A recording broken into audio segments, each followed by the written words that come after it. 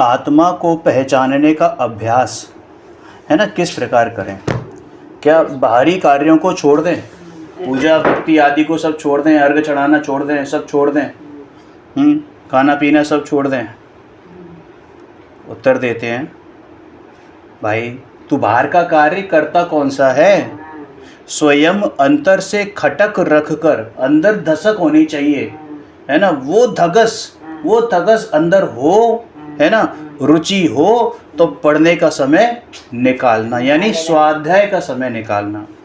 और स्वाध्याय का मतलब वो पढ़ना नहीं, शब्दों को पढ़ना नहीं, स्वयं लक्ष्य से पढ़ना। स्वाध्याय का मतलब होता है स्वयं जमा अध्याय, यानी स्वयं के अध्ययन, स्वयं का अध्ययन करना। कायदे में तो सच्चा स्वाध्याय वही है जब अनुभूति होती है, लेकिन उससे पहले भी अगर तुझे स्वाध्याय करना है तो स्वयं लक्ष्य से शास्त्रों का वाचन कर। ऐसे कार्य नहीं होने चाहिए कि अपने को विचार वांचन में बाधा पहुँचे, इतने अधिक कार्य ना हो। हाँ, नहीं, अपने विचार अरे जब अनुभूति अभी हुई नहीं है तो विचार और विकल्प ही तो आएंगे ना। ऐसे कार्य नहीं होने चाहिए कि अपने को विचार वांचन में बाधा पहुंचे, मतलब स्वाध्याय का ही समय ना मिले। अब होता है ना कि मंदिर में सुबह गए साहब 7 बजे और दोपहर में 12 बजे तक वहीं लगे हुए हैं 5 घंटे, मतलब वो नहीं है। लेकिन आप ये सोचो, अगर आपने उस 5 घंटे में ग्रहण किया, अगर आपका पूर्ण उपयोग सिर्फ अर्घ चढ़ाने में और पूजा बोलने में रहा, आपने पूजा का अर्थ नहीं समझा, वहाँ जो भक्ति आई उसका अर्थ नहीं समझा, तो फिर ऐसी पूजा का आपको क्या लाभ मिलेगा? लाभ तो मिलना चाहिए ना। और उतने में देर हो जाती है तो कषाय भी बढ़नी शुरू हो जाती, जितनी देर उतनी ज़्यादा कषाय बढ़नी शुरू हो जाती है। सब घर जाके खाना बनाना है, ये करना है, वो करना है। इतने अधिक कार्य ना हो कि पढ़ने या विचारने का समय ही ना मिले। और ये बात तो श्योर है कि वो 5 घंटे 6 घंटे की जो आपने मंदिर में बिताए हैं पूजा के नाम पर, उनमें आपने 1 मिनट भी स्वयं विचार नहीं किया होगा, अपने बारे में विचारा नहीं होगा, या जो आपने पढ़ा वहां पर पूजा के नाम पर जो आपने पढ़ा उसी का विचार नहीं किया आपने, एक समय भी विचार नहीं किया, उसका ही अर्थ नहीं समझा, उसका ही भाव नहीं किया। इतने अधिक कार्य न हो कि पढ़ने या विचारने का समय ही न मिले। यदि वैसा हो तो स्वयं कार्यों को कम करके निवृत्ति मिले, ऐसा करना चाहिए। कुछ एक कार्य छोड़ भी दे, किंतु कितने छूटते हैं वो अपनी शक्ति के अनुसार है। हम तो कुछ नहीं कहते, हम छोड़ने को नहीं कहते, लेकिन तुम्हारी स्वयं की रुचि के अनुसार है, ठीक है ना। जहां आपकी रुचि है वहां आपका पुरुषार्थ जागृत होगा। अपने को निवृत्ति मिले, पढ़ने विचारने का समय मिले, ऐसे प्रकार के मर्यादित कार्य होवें। देखो ये जो बात कही है ये बहुत बेसिक लेवल की बात है, जिसको अभी स्वाध्याय का अभ्यास तो कर रहा है, लेकिन साथ में ये भी है कि वह बाहर के कार्य भी करता रहूं। पूजा भक्ति करने की मना ही नहीं है, क्योंकि जो ज्ञानी होते हैं उनको ये पूजा करने का भाव सहज रूप से वर्तता है, अगर वो गृहस्थ अवस्था में है ना। लेकिन ऐसा नहीं करते कि वो अपने तत्व चिंतन का समय कंप्रोमाइज करके और वो बाहर के कार्यों में लगाएं। अपने को निवृत्ति मिले, पढ़ने विचारने का समय मिले, ऐसे प्रकार के मर्यादित कार्य होवें। गृहस्थ आश्रम में अमुक प्रकार के कार्य तो होते हैं, परंतु अपने को निवृत्ति के लिए समय ही ना मिले और बोझा बढ़ता जाए, तो ऐसा मत करो भाई, ऐसा नहीं होए। कार्य छोड़ने या नहीं छोड़ने का तो वही मैंने बताया ना कि अपनी रुचि पर निर्भर है, अपनी जहाँ आपकी रुचि होगी। अब जैसे हमारी रुचि स्वाध्याय में, तो हम स्वाध्याय की तरफ ज़्यादा मोल्ड हैं, ठीक है, किसी की पूजा की तरफ है, लेकिन जो पूजा की तरफ है या हम भी अगर स्वाध्याय की तरफ है, और ये स्वाध्याय अगर हम स्वयं आश्रय के लक्ष्य से नहीं कर रहे हैं, स्वयं के लक्ष्य से नहीं कर रहे हैं, तो भैया स्वाध्याय का भी कोई फलीभूत होने वाला नहीं है जो हमारे लिए कार्यकारी हो। और पूजा भी कोई अगर स्वयं आश्रय से नहीं कर रहा है तो वो भी कार्यकारी नहीं है ना। तो अपनी रुचि पर निर्भर है, किंतु गृहस्थ आश्रम में इतना तो होना ही चाहिए कि अपने को पढ़ने, अपने को अपना विचार करने का समय मिले, ठीक है। अब फिर प्रश्न है, राग में सहज एकाकार हो जाते हैं, एकत्व बुद्धि हो जाती है ना। राग में तो सहज एकाकार हो जाते हैं। उससे पृथक होने का अभ्यास कैसे किया जाए वह समझाने की कृपा करें। देखो, राग में एकत्व बुद्धि है, उसी क्षण ये विचार आना चाहिए कि जो राग है वह मैं नहीं हूँ, मैं तो मात्र ज्ञाता हूँ। राग मेरा स्वरूप नहीं। जो राग विभाव भाव हैं वे आकुलता रूप है, उनमें कहीं भी शांति नहीं दिखती है। दुख रूप लगने चाहिए वो। आकुलता से पृथक रहने वाला जो शांत स्वरूप है उसमें राग की आकुलता नहीं है। शांति नहीं है, आकुलता से पृथक रहने वाला, यानी राग से पृथक, उन विकल्पों से पृथक जो मेरा शांत स्वरूप है, मेरा स्वभाव है, उसमें राग की आकुलता नहीं है। उसी प्रकार खाते पीते या किसी भी कार्य के समय उसे विचार आना चाहिए कि यह शरीर भिन्न है, यह खाना भिन्न है, यह आहार भिन्न है, यह पेट भिन्न है। उस समय यह वस्तु अच्छी है, यह बुरी है, ऐसा जो राग आता है वह सब कल्पना है। वह तो पुद्गल की पर्याय हैं और उनमें जो राग आता है उस राग से भी मैं भिन्न निराला ज्ञायक हूँ। ये जो भोजन जाता है ना पेट में, मेरे ज्ञायक में नहीं जाता, मतलब मुझ में नहीं जाता, मैं ग्रहण नहीं करता, मैं ज्ञाता उससे भिन्न हूँ, ऐसा विचार बारंबार करें। भोजन करने का भाव आएगा, लेकिन वो भाव भी राग रूप है और राग रूप में नहीं हूँ। ठीक है, अपने अंतर में यह बात बैठना चाहिए कि राग आए तो वो मेरा स्वरूप नहीं। अपनी मंदता के कारण राग आता है, मतलब अपनी पुरुषार्थहीनता के कारण, पुरुषार्थ की मंदता के कारण ये राग आता है, लेकिन फिर भी विभाव की परिणति से मैं भिन्न हूँ। पुरुषार्थ की तीव्रता बढ़ती जाएगी, राग भी मंद होता जाएगा। मैं सिद्ध भगवान सदृश आत्मा हूँ, है ना, सिद्ध स्वरूपी हूँ। वास्तव में विभाव वस्तु का मूल स्वरूप माने स्वभाव नहीं होता, और जो स्वरूप हो वह विभाव स्वरूप नहीं होता, विभाव रूप नहीं होता। विभाव दुखदायक है और मैं तो निर्मल स्वभावी हूँ, भिन्न हूँ, ऐसे अनेक प्रकार से विचार करें। हाँ, मतलब ये शुरू में तो क्या है, जैसे जो वो होते हैं ना, बहुत बेसिक हैं, अभी शुरुआत करी है, तो वो उनको शब्दों में लाएंगे, प्रैक्टिस करेंगे, धीरे धीरे करके उसका भाषण करेंगे, फिर उसके बाद वो चीज़ अंदर में घुटती चली जाएगी, लेकिन प्रतीति बनी रहनी चाहिए, रुचि बढ़ती जानी चाहिए। राग आए उसी क्षण मैं भिन्न हूँ, वीतराग स्वभाव हूँ। राग की आकुलता भय मेरा स्वरूप नहीं है, मैं शांत स्वरूप हूँ, वीतराग स्वरूप हूँ। मैं तो जानने वाला ज्ञायक हूँ, यह राग की विकृति वह मेरा स्वरूप ही नहीं है। यह राग की विकृति वह मेरा स्वरूप ही नहीं है ना। जिस समय राग आ रहा है उसी क्षण ये ख्याल आए, ये भेद विज्ञान हो कि भैया मैं इस राग से भिन्न हूँ, है ना, वीतराग स्वभाव हूँ। राग की आकुलता वह मेरा स्वभाव, मेरा स्वरूप नहीं है। मैं शांत स्वरूप हूँ, वीतराग स्वरूप हूँ। मैं तो जानने वाला ज्ञायक हूँ, यह राग की विकृति मेरा स्वरूप ही नहीं है। फिर प्रश्न है कि राग से भेद करने में कठिनाई दिखती है।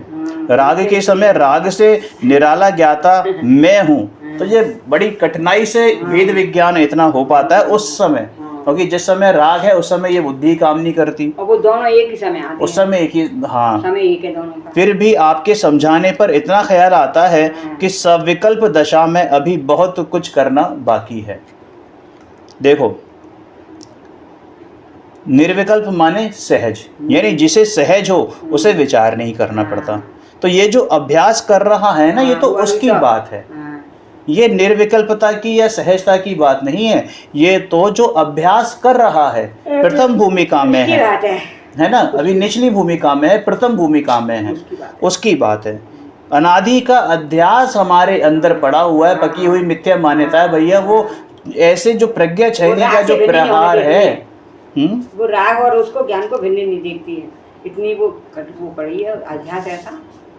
किस प्रकार करना, वह वास्तव में तो अपने को विचारना है। ये विचार तू ही कर सकता है कि तू कैसे उसको भेद विज्ञान करे। है ना। गुरुदेव ने बहुत समझाया है, फिर भी इस प्रकार का अभ्यास करे तो विकल्पों से छूटने का अवसर आता है। खोल खोल के रख दिया है उन्होंने। निर्णय किया हो कि शरीर तो जड़ है, मैं जुदा हूँ, लेकिन शरीर में यदि कोई रोग आए, खाने पीने की क्रिया हो, तो उस समय ये भाव आना चाहिए कि मैं इससे जुदा हूँ, ये रोग मेरा नहीं है, ये शरीर का है और शरीर जड़ है। ठीक है ना। तो वैसा भास कहाँ होता, और जिस समय ये भास हो रहा है ना, ये भाव आ रहा है, अरे वो भाव कौन कर रहा है, कौन करने वाला ये भाव है कि मैं खाना नहीं खाता, या खाना खाने का भाव कौन कर रहा है? जीव ही तो कर रहा है। जीव कर रहा है ना। तो ये तो जीव उसी समय ये भान कर ले कि ये करने वाला, ये भाव करने वाला भी मैं, और ये जो ज्ञान भेद ज्ञान कर रहा है वो भी मैं। तो उसी समय ये भेद ज्ञान हो जाए ना कि मैं कौन, तो ये भेद ज्ञान हो गया। जड़ में नहीं हो रहा, तो जड़ और बस जिस समय वो भाव आया उसी समय उसने उस भाव को जान पने लिया कि ये जानने वाला मैं हूँ। तो फिर ये जड़ की क्रिया है नहीं, मतलब जड़ की अलग क्रिया हो रही है, मेरी अलग क्रिया है। उसी पे फिर देखो मतलब निर्णय किया हो कि शरीर तो जड़ है, मैं जुदा हूँ, परंतु शरीर में कोई रोग आए अथवा खाने पीने की कोई क्रिया होती हो, तो उस समय मैं जुदा हूँ और ये जड़ है, वैसा भास कहाँ होता है? अरे भाई, उसकी परिणति तो एकत्व कर रही है। किसके साथ? किसके साथ? हाँ, अब यहाँ पर उसकी जगह क्या होना चाहिए कि राग की परिणति, उससे मैं जुदा हूँ, ऐसा प्रयास होना चाहिए, ऐसा प्रयत्न में आना चाहिए, तब उसे विकल्प छूटने का अवसर, हाँ, विकल्प छूटने का अवसर आएगा। आकुलता नहीं करे, शांति रखे कि मैं जुदा तो जुदा ही हूँ। अब पता लगा खाना खाने का भाव आया, अब तुरंत तेरे में ये ख्याल आया तो तू खाना फेंक दिया, तो वो तो द्वेष बुद्धि हो गई ना, वो तो द्वेष बुद्धि हो गई।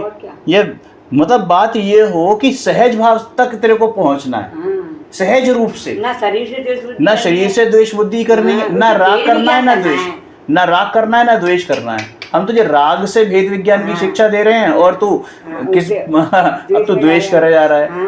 अब शरीर से कोई द्वेष, हाँ, राग में द्वेष, शरीर को निलाना धुलाना सब होगा, काम होंगे, हाँ, लेकिन भिन्नता रख कर यह विकल्प कब टूटेगा, कब टूटेगा? ऐसे विकल्प के पीछे अब ये विकल्प बहुत आते हैं, बहुत विकल्प आते हैं, बहुत विकल्प आते हैं। इन विकल्पों से कब छुटकारा मिलेगा? ऐसे सोचने से भैया पुरुषार्थ नहीं होगा, ये तो आकुलता हो गई। तो ऐसे विकल्प के पीछे आकुलित ना होकर जुदे होने का पुरुषार्थ करना। मैं जुदा हूँ और जुदा होना ही मुक्ति का मार्ग है। अब यहाँ जुदा किससे? कि इन राग भावों से, इन जड़ आदि शरीर से मैं जुदा हूँ। जुदे होने का प्रयास, अभ्यास करना चाहिए, है ना। उसके लिए उलझन, आकुलता या जल्दबाजी करने से भी विकल्प नहीं टूटता। वो बचपन में कहानी थी ना, एक कोई सेठ जी थे, ध्यान लगाने बैठे, बहुत दिनों तक ध्यान लगाते थे, ध्यान लगता नहीं था। तो उनका किसी ज्ञानी से मिलन हुआ, मतलब ज्ञानी कौन? अपने आप को जो ज्ञानी कहता था, उससे मिलन हुआ। तो उन ज्ञानी महात्मा ने उनसे कहा, पंडित जी से, कि तुम ध्यान लगा, वो पंडित जी ने जो है अपनी शिकायत बताई कि ऐसे ऐसे मैं ध्यान लगाने बैठता हूँ लेकिन लग नहीं पाता, क्या कमी रह गई है? तो ज्ञानी जी ने बोला कि कहीं तुम्हारे ध्यान में बंदर तो नहीं आता? तो उन्होंने कहा कि नहीं आता साहब। कि चलो ये तो अच्छी बात है, आए तो आने मत देना, कि ठीक है। वो दिन से लेके और जब तक वो मर नहीं गए, उनके ख्याल में, उनके ध्यान में बंदर ही बंदर था। उससे छूटने का प्रयास करते तो बंदर, अब उनके मन में ये बस गया कि बंदर नहीं आने देना है, बंदर नहीं आने देना है। तो बंदर पे दृष्टि चली गई। अब तू अगर ये दृष्टि करेगा कि मुझे विकल्प नहीं करने, विकल्प से कब छूटो, विकल्पों से दृष्टि, आश्रमों को भगाने का प्रयास करेगा तो आश्रम कभी नहीं भागेंगे। निराश्रम की तरफ जा, निराश्रम की तरफ दृष्टि करेगा तो आश्रम सहज ढीले पड़ जाएंगे, सहज ढीले है ना। वो नपुंसक हो जाते हैं, फिर वो कोई शक्ति नहीं है उनके अंदर, शक्ति नहीं रहती है आश्रमों के अंदर। फिर जब अपनी ओर जाते हैं बिल्कुल तो वो ढीले पड़ जाते हैं। फिर अब क्या कहते हैं, प्रश्न है फिर से कि सविकल्प दशा में भी भेद ज्ञान का अभ्यास करने से परिणति सहज ही जुदी पड़ जाती है। सविकल्प दशा में भी भेद ज्ञान का अभ्यास करने से परिणति सहज ही जुदी पड़ जाती है। वह समझ में नहीं आता था आज आपने बहुत ही अच्छी स्पष्टता से समझा दिया। देखो भैया, समझाना और समझना, ठीक है ना। हमने वाणी अपनी योग्यता से निकली है, हमने समझाया नहीं, और हमारे समझाने से तुम समझे नहीं, तुम्हारी उस समय की योग्यता थी। बस हमारी वाणी उस समय, हमारी से मतलब ये भी उपचार से, बस वो वाणी निमित्त थी उस समय, ठीक है ना। तुम्हारी समझने की योग्यता, अगर समझ गए तो, अगर समझ गए तो, क्योंकि कई बार होता क्या है, कई बार होता क्या है कि हमें लगता है कि हम समझ गए, लेकिन वो समझ तब मानी जाती है जब कार्य हो जाए, और कार्य ना हो और हम यही समझते रहें कि हमें तो समझ में आता है, समझ में आता है, तो वो समझ नहीं है। अनेक बार कहा जाता है कि भेद ज्ञान का अभ्यास कर, परिणति अंदर से पलट दे। तू अभ्यास कर, क्योंकि जीव ने अनंत काल में अनेक विकल्पात्मक ध्यान किए हैं। अशुभ छूटकर शुभ विकल्प इतने मंद हो जाते हैं कि उसे ऐसा लगता है कि विकल्प है ही नहीं। परंतु भेद ज्ञान के अभ्यास बिना एकदम निर्विकल्प होना कठिन होता है। बाहर से चाहे कितने ही ध्यान करे, फिर भी विकल्प नहीं टूटते। एकत्व बुद्धि हो और ऊपर ऊपर से ध्यान करे तो एकत्व ज्यों का त्यों बना रहे। एकत्व बुद्धि हो और ऊपर ऊपर से ध्यान करे तो एकत्व ज्यों का त्यों बना रहे, और विकल्प मंद पड़े और इसलिए ऐसा लगे कि मुझे शांति मिली है, लेकिन वो शांति नहीं है, वो मंद कषाय है। और मंद कषाय भी क्या, बेसिकली वो तो लेश्याओं की मंदता है, लेश्याओं का परिणमन है। तू जो पहले कृष्ण नील कापोत में जा रहा था, वो लेश्या शुभ लेश्या में कन्वर्ट हुई है, तो वो तुझे लग रहा है कि मेरी कषाय मंद हो गई या मेरी कषाय का अभाव हो गया। भैया कषाय तो तेरी अनंतानुबंधी, वो भी तीव्र ही है। मिथ्यात्व जब तक है तब तक तीव्र ही कषाय है, कोई कितना ही मंद कसाई होगा। परंतु जिसे विकल्प को पकड़ने की सूक्ष्मता ना हो, है ना, परंतु जिसे विकल्प को पकड़ने की सूक्ष्मता ना हो, उसे ऐसा हो जाता है। परंतु यदि भेद ज्ञान का अभ्यास करे कि मैं ज्ञायक हूँ और ये सब मुझसे भिन्न है, तो उसे सच्चा आने का अवसर आता है।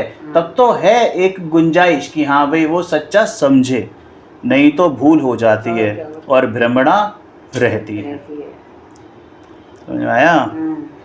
फिर देखो प्रश्न किया, क्या अपना अस्तित्व यथार्थ रूप से ग्रहण हो तभी उसे द्रव्य गुण पर्याय का सच्चा ज्ञान होता है? तथा सच्चिदानंद में सत पहले क्यों लिया है ना? सच्चिदानंद में सत, है ना, पहले क्यों लिया है? ये भी तो कह सकते थे कि चिदानंद सत या अस्तित्व। हाँ, क्यों? क्योंकि मैं ध्रुव शाश्वत अस्तित्ववान माने सत्य स्वभावी एक वस्तु हूँ। आप वस्तु का निर्णय तब करोगे जब वो सत्य होगी। वस्तु मतलब सत्य, उसका अस्तित्व, तो उस अस्तित्व होगा तभी तो वो वस्तु के गुण भेद करे जाएंगे। वस्तु ही नहीं है वहाँ पे, अस्तित्व नहीं है उसका। जब तुमने उसका जो चित आनंद स्वभाव है, चित स्वभाव है, चेतन स्वभाव है, वो तभी तो जाना पहले वो सत्य है, यानी वो अस्तित्व में है, वस्तु है, इज है। तो इसलिए सत्य, मैं ध्रुव आत्मा, ध्रुव शाश्वत अस्तित्ववान यानी सत्य एक वस्तु हूँ, ऐसा ज्ञान में प्रथम निर्णय होना चाहिए। सही बात है। उसमें एक अस्तित्व गुण नहीं परंतु ज्ञान आनंद, उसमें एक अस्तित्व गुण ही नहीं परंतु ज्ञान आनंद आदि अनंत गुणों से भरपूर पूर्ण पदार्थ हो। केवल एकमात्र अस्तित्व गुण ही नहीं है, उसमें समस्त मतलब जितने भी गुण एक जीव में होते हैं वो सारे के सारे अनंत गुण उसमें हैं, ज्ञान आनंद आदि गुण है। करके उसकी महिमा आनी चाहिए। मैं एक अस्तित्ववान वस्तु हूँ, मैं एक अस्तित्ववान वस्तु हूँ, अर्थात चैतन्य रूप से मेरा अस्तित्व है, जड़ रूप से नहीं है। इस प्रकार पहले ग्रहण करे कि मेरा अस्तित्व है, फिर वह पदार्थ कैसा है ना। तो फिर पहले ग्रहण करे कि मेरा अस्तित्व है, फिर वह पदार्थ कैसा है। पहले अस्तित्व सिद्ध होगा, उसके बाद कैसा क्यों क्या ये चलेगा। तो कहते हैं कि ज्ञान आनंद आदि अनंत गुणों से भरपूर है। ज्ञान आनंद से भरपूर मेरा अस्तित्व है, उसमें ज्ञान रूप, आनंद रूप, ऐसे अनंत गुण रूप से मेरा अस्तित्व एक साथ आ जाता है। इस प्रकार जगत में सर्व वस्तुएं कैसी हैं कि सत्य स्वरूपी हैं, सत्य हैं। आत्मा का अस्तित्व ही ना हो तो ज्ञान आनंद आदि समस्त गुण किसमें होंगे? तो चिदानंद कहेगा और उसमें सत्य नहीं लेगा, तू बोल नहीं लेकिन स्वीकार होना चाहिए। तो चिदानंद स्वभावी, हम कहते हैं चिदानंद स्वभावी, लेकिन उसमें सत्य गर्भित होता है ना? वो स्वभाव किसका है? हाँ, यदि वस्तु का अस्तित्व हो तो उसमें गुण हो, लेकिन जिसका अस्तित्व ही ना हो तो वो वस्तु ही नहीं है, तो उसमें गुण भी नहीं। वो तो आकाश को हाँ, आकाश के पुष्प की तरह, यानी उनका अस्तित्व ही नहीं है। यदि शाश्वत वस्तु ही नहीं तो ज्ञान और आनंद किसमें रहेंगे? वेदन होगा किसमें? अनंत काल बीत गया, अनंत जन्म मरण किए, परंतु ज्ञायक का अस्तित्व तो ज्ञायक रूप ही रहा है। वह निगोद में गया, नरक में गया, किसी भी क्षेत्र में रहा, चाहे जैसे उपसर्ग आए, परिचय आए, परंतु चैतन्य का अस्तित्व तो चेतन स्वरूप ही रहा है, उसका नाश नहीं होता। ज्ञायक का ज्ञायक रूप अस्तित्व कभी नहीं छूटता, नष्ट नहीं होता, वह उसका भाव है। ऐसी अस्तित्व की महिमा है और उसका ग्रहण होने पर द्रव्य गुण पर्याय सबका ज्ञान एक साथ हो जाता है ना? फिर देखो, फिर आया कि पदार्थ में ज्ञान और आनंद कहने से उसमें भाव दिखाई देता है, परंतु सत्य कहने से उसमें कोई भाव दिखाई नहीं देता। ऐसा क्यों? कि देखो, आनंद में वेदन और ज्ञान में जानने का गुण है ना? इसलिए वे भाव से भरे हुए लगते हैं। वैसे ही अस्तित्व भी कोई रूखा और खाली नहीं है। अरे भाई, ज्ञान आनंद आदि अनंत गुणों से भरा हुआ अस्तित्व है। कहते हैं ना, एक गुण में अनंत गुणों का रूप विद्यमान है। अनंत गुण नहीं है पर उनका रूप विद्यमान है। तो ऐसे ही अस्तित्व में भी ज्ञान आदि गुणों का रूप विद्यमान है। आप ज्ञान है, आनंद है, कहते किस बेस पर हो? कि भाई अस्तित्व के कारण ही तो कह पाते हो। वही उसका भाव हुआ। जैसे अग्नि में उष्णता गुण है, पानी में शीतलता गुण है, तो उसके गुणों से वे अन्य को पकड़ने में आते हैं, है ना? उसी प्रकार आत्मा ज्ञायक स्वभाव है। ज्ञायक का अस्तित्व धारण करे तो वह आत्मा है, और जो जानता नहीं वह जड़ है। इस प्रकार दोनों अपने अपने गुणों से पकड़ने में आते हैं।